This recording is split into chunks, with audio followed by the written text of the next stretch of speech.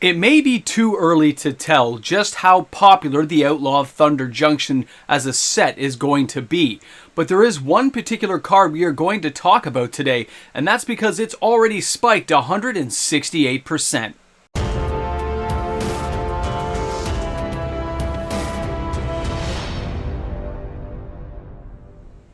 Is it possible for a Magic player to know the value of a card even before it releases? Just seeing it on paper, knowing where this card is going to fit, and ultimately where the value of that card is going to go? Because a lot of people right now, a lot of speculators think they have figured this out. Welcome back everyone, MTG Moxman here. Thanks again for hanging out with me on my channel today. A reminder guys, before we start today's video, that if you enjoy my content, don't forget to like and subscribe to the channel. Turn on your notification bell as I put out new content every single day. Now, if you haven't guessed the card that we are going to talk about, it is Tiny Bones, the little pickpocket thief guy. Let me share this card with you guys. Let's take a look at him for a second. Tiny Bones, the Pickpocket Showcase Edition is what we're talking about. This card has massively spiked. It's gone up over 50-60%, but the ultimate overall climb for this card is 168% from where some of the pre-sales for this card were going. And a lot of people dove in and kind of dined out on buying this card. Now, what does this card actually do? Let's take a closer look, not just the cool wanted poster, but let's break down the actual card. For 1 black, what do we get? We get a legendary creature that is a skeleton and a rogue. It's a 1/1 creature. The death touch is really nice. And it says whenever Tiny Bones, the Pickpocket, deals combat damage to a player, you may cast target non-land permanent card from that player's graveyard. And mana of any type can be used to cast that spell. That is a pretty powerful card. It does have a lot going on for it. But there's obviously a comparison that people like to make, and that is going to be with Ragavan, the Nimble Pilferer. This is from Modern Horizons 2, and you can see the price tag seems to almost be the same, but don't forget Ragavan has had some reprints. Now, Ragavan here is a legendary monkey pirate for 1 red. It has a dash ability for 1 red, 1 generic. You may cast this spell for its dash cost. If you do, it gains haste, and it's returned from the battlefield to its owner's hand at the beginning of the next end step. Now, the basic card, being a 2/1, is kind of nice. The other part of the card says, whenever Ragavan Nimble Pilfer deals combat damage to a player, create a treasure token and exile the top card of that player's library. Until end of turn, you may cast that card. So you can see the obvious parallels between these two cards. You can see where the engineers and R&D department of Magic the Gathering have gotten together and said, let's look at Ragavan, successful card, and let's take a look at what we can do to make a card popular and gain value. And that's where Tiny Bones seems to kind of fit in. Now, the fact that you've got a monkey and a pirate, and then we've got, of course, Tiny Bones being a skeleton and a rogue. You've got a 1/1 creature versus a 2/1 creature. You've got one with death touch, one with dash. And they both have some ability that lets them get cards from either a graveyard or the top of someone's deck. It's actually a pretty nice little card that is going to share a little bit of value into the game. But does that mean that this card is ultimately going to hit the $60, $70, $80 level? Let me share something with you. Tiny Bones, the Pickpocket, the Wanted Showcase Edition, but also the regular and foil. This is a very sought after and desired card, but it's sold out everywhere. Buy lists are being raised already, stores are hoping to get trade in. There's just no stock available at your local LGS, probably wherever you're looking. Now, if we take a closer look at TCG Player, you can see the sell-through rates on this card are massive. Now, some people did get in when this card was a lot cheaper on pre-order, but after players saw this thing in action, saw the little skeleton rogue go to work, you could see the sales prices start to go higher and higher, and it doesn't look like it's done yet. This card availability in Canada through TCG Player is actually only 1 copy. And if you're looking on TCG Player in the US, there was only 43 copies available at the time of this filming. And I found that very interesting that if I looked at the before the weekend, before the pre-release, there was like 190 copies. This thing is selling very quickly. Players are getting a closer look at the card and understanding its comparisons and side-by-side comparison of how it would measure up against a card like Ragavan, and we know where the value of Ragavan went. This card ultimately went to over $100 before it got reprinted and before Orcish Bowmasters came around and really kind of decimated the little monkey guy.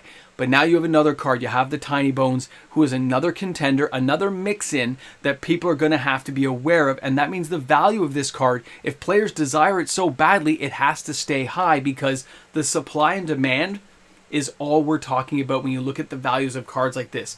If not enough of these cards get opened and put into circulation, the prices ultimately may even be higher than Ragavan, because that was a Modern Horizons 2 card, and that set ultimately got opened so much that there was a glut on the market.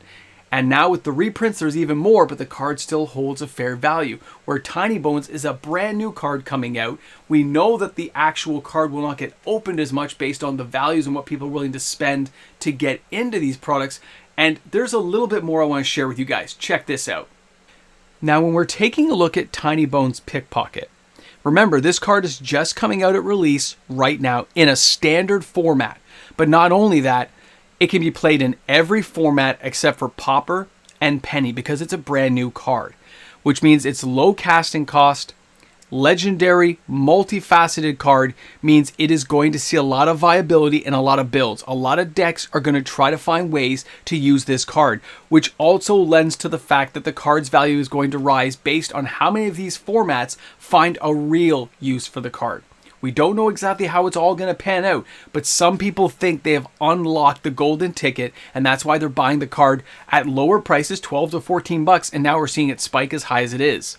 Now, of course, if we compared this against something like Ragavan the Nimble Pilferer, you can see this was a Modern Horizons 2 card, not a standard card. It wasn't available in every format, which means you only have a few formats left that actually accept the card. You got Modern, you got Commander, Vintage, of course, Kitchen Table, but the card doesn't see the same play it used to ever since Orcish Bowmasters came out. Doesn't mean it's not going to, doesn't mean it still won't be there. It just doesn't have the same playability, whereas Tiny Bones as a brand new card is going to have a lot of eyeballs looking at it, and that's why we're seeing the sales ramp up as much as we have. Now, let's not also forget that whenever a new card comes out, there are connector cards, and in this case, it's Mox Amber, because we can see it can be played in Modern. You can see it can be played in Legacy, Vintage, everywhere. This thing's everywhere except for Standard and Pauper right now. When you have a card like Tiny Bones come out, it makes this card that much better. Just like when Ragavan came out, a single red, and I can go ahead and use my Mox Amber right away. I can get Reese the Redeemed and use it right away. I can get Tiny Bones out and use it right away. It makes a Mox Amber connect that much easier. It makes building multicolored decks with multicolored legendary creatures a little bit easier to make your Mox Amber work. We've seen the Mox Amber actually go up in price, and as a connecting card to low-end, low, cheap casting cost legendary creatures or planeswalkers, you are going to see cards like this go up because they can be readily utilized because of the cheap casting cost and nature of the cards that Wizards of the Coast has created. Now, before we end today's video, I want you guys to realize that that doesn't mean that this card is going to continue to go up. It just means there's a lot of speculation and a lot of FOMO going on about where this card could go, because a lot of people are attributing it and kind of looking at it like they did Ragavan. They're not exactly the same beast, but there's enough likeness between the two that has a lot of players seeing the synergy possibilities for the game. I can understand that. I'm not sure if I would buy in at 50, 60 bucks, but if you got in at 14 to 18 bucks, I think you made a sweet deal. I can't wait to see what people talk about in the comments section, to see where you guys hash this out and see if it's worth it or not. I know we're going to see the proxy crowd say, just proxy the card.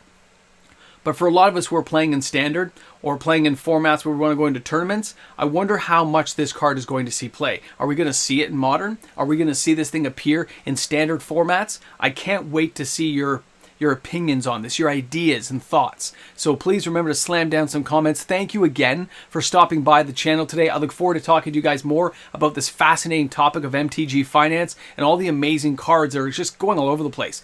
But this card went up 168% in a couple of days. I can't wait to see what happens post 90. Hey guys, welcome back to the end of the video. You see these names flying by? They're the supporters. These are the people that make it happen each and every day because of these wonderful YouTube membership members and all the godly patrons I have who support my channel. I get to make videos every day and share them with you guys on YouTube. So thanks again for being such amazing supporters of the channel. See you guys tomorrow for the nether. Welcome back to the Ramble Jamble. You made it to the end, my friend. And my coffee? It's gone. It's gone! It's no longer here. It's in The Departed. So, speculation.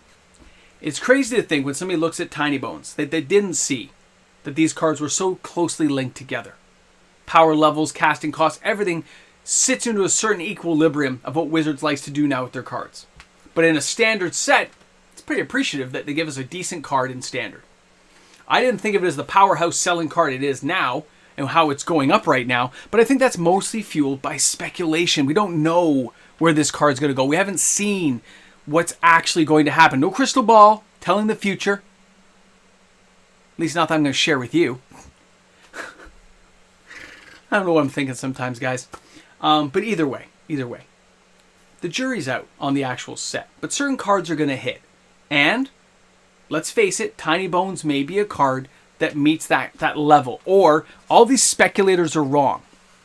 And this card's going to come back down to earth about 90 days from now. And some people, in the thousands, lost a whole bunch of money. But either way, it's a great journey. Great to find out what's going to happen. And I get to be here to talk about it. Thanks again for hanging out, guys. We'll see you tomorrow. Same bat time, same bat channel. As long as you bring me some nachos and cheese.